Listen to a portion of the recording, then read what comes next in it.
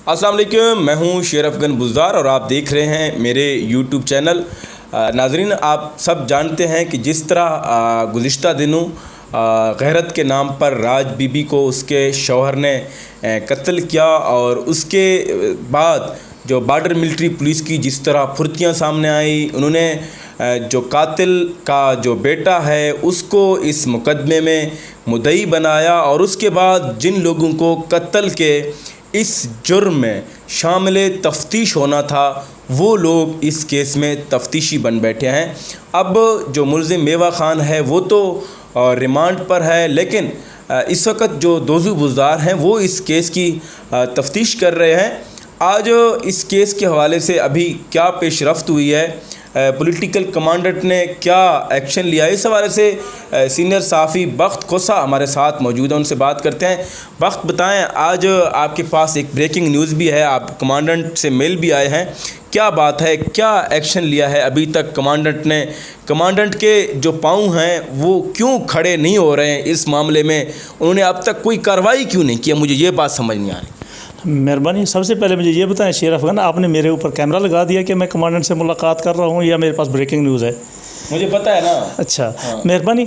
आज वाकई एक ब्रेकिंग न्यूज़ है और बहुत बड़ी खुशखबरी भी है मेरे ख़्याल में कि राज बीबी को इंसाफ तक पहुँचाने में आप और हम तकरीबन 80% से 90% तक कामयाब हो गए।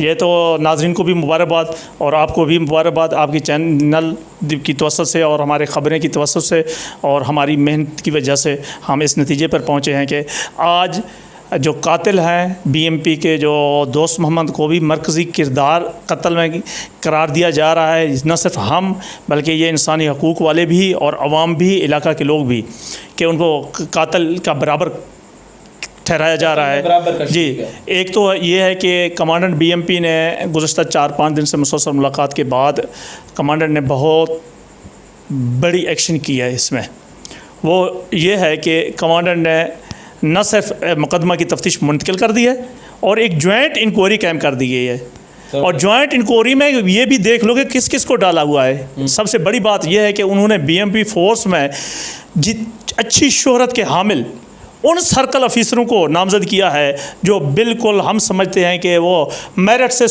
1% भी नहीं हटेंगे, 100% मेरिट पर अब काम करके तफ्तीश मुकम्मल करेंगे।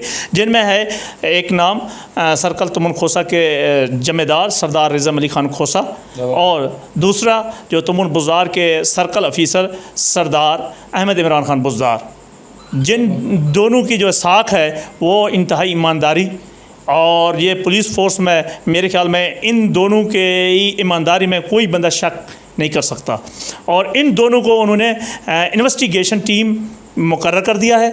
और अब ये है कि फंस गया आपका बुज़दार, फंस गया और एसएचओ फंस गया तेरा। कौन सा बुज़दार फंस गया? ये एसएचओ मुबारकी दोस्त मोहम्मद बुज़दार के अब बचने के चांस भी नहीं है। इनके साथ साथ जो बाकी कातिल हैं, जो कत्ल में किरदार जिन्होंने अदा किया है, कि वो मुश्किल बच सकते हैं। आज कोई कमांडेंट ने नोटिफिकेशन जारी करने के लिए मुझे आगाह कर दिया है और उन्होंने कहा कि मैंने नोटिफिकेशन जारी कर दिया है इन दोनों को। ये बहुत बड़ी ब्रेकिंग न्यूज़ है जो हम चंद दिन से कह रहे थे कि हमें यकीन नहीं थी कि कमांडेंट साहब इतनी बड़ी एक्शन करेंगे और नोटिस लेंगे, क्योंकि अब पता चला कि वो सीरियस हैं, इस राज बीबी को इंसाफ दिलाने में सीरियस हैं और हमें भी यकीन है कि अब इंसाफ मिलेगा। आप लोगों ने बख्त खोसा से के पास जो ब्रेकिंग न्यूज़ थी वो सुनी है। अब राज बीबी को इंशाअल्लाह इंसाफ ज़रूर मिलेगा। राज बीबी के कत्ल के तफ्तीश के लिए अब एसएचओ मुबारकी दोज़ू बुज़दार तफ्तीश नहीं करेगा, बल्कि जो सर्कल ऑफिसर हैं बॉर्डर मिलिट्री पुलिस के, वो जॉइंट इन्वेस्टिगेशन टीम की सूरत में इस केस की तफ्तीश करेंगे।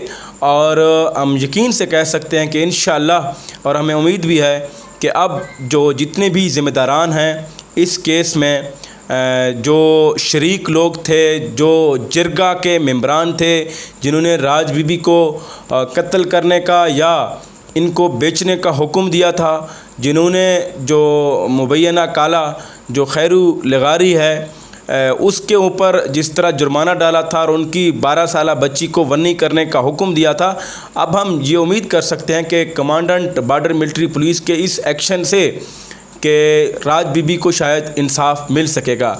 अलबत्ता जो दोस्त मोहम्मद बुज़दार है वो वैसे ही अपनी सीट पर बराजमान है। इतनी बड़ी गफलत के बावजूद मज़ीद भी बख्त कोसा कुछ बात करना चाहते हैं, उनसे पूछते हैं आपके पास और क्या ख़बर है इस वक्त? एक तो ये है कि जो तफ्तीश कर रहा था दोस्त मोहम्मद बुज़दार, अब वो तफ्तीश के सामने बहैसियत मुलज़म पेश होगा, इल्ज़ाम अलिहान पेश होगा।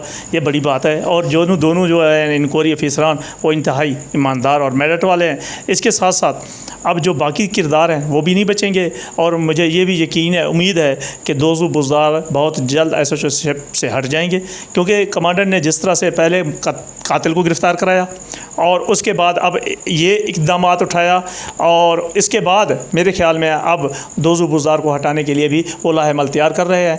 और इस कत्ल में मेरे ख़्याल में अब मेरिट होगा। राज बीबी को मेरे ख़्याल में मरने के बाद इंसाफ ज़रूर मिलेगा इंशाअल्लाह। अब जो है बख्त कोसा ने जिस तरह बात बताई है कि जो commandant border military police Hamza Salik साहब हैं वो मुबारकी पुलिस के थाना मुबारकी के जो इंचार्ज हैं SHO हैं दोस्त मोहम्मद बुज़दार, उसकी कारकर्दगी से सख्त नाला नज़र आ रहे हैं। और उन्होंने ये फ़ैसला भी किया है कि शायद आइंदा चंद दिनों में दोस्त मोहम्मद बुज़दार को इस थाने से हटा भी दिया जाए। और इसके अलावा अब वो इस केस में बजाय तफ्तीश करने के वहाँ पर मुल्ज़िम के तौर पर पेश होगा और शामिल तफ्तीश होगा।